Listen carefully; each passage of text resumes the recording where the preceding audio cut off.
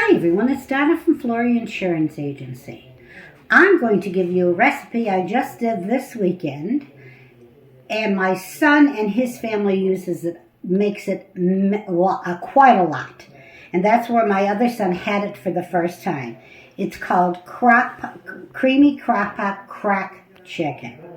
The crack I don't understand too well, but basically it is chicken breast, a packet of your dry ranch dressing, 1 block of cream cheese, and then we did the bacon. We made the bacon, crumbled it, put it on the side. You use cheddar cheese and green onions, and those two we also put on the side so the people could use it at the last minute. So again, make sure your chicken breast is cut into pieces.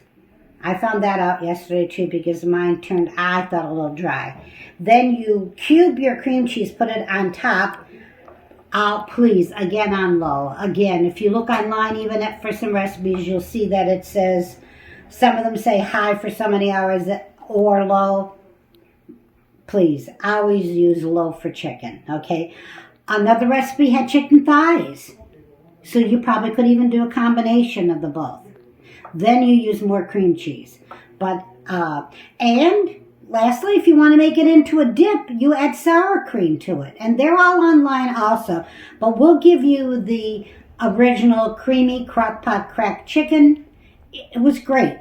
We had it on a baked potato, opened it up and put it on a baked potato.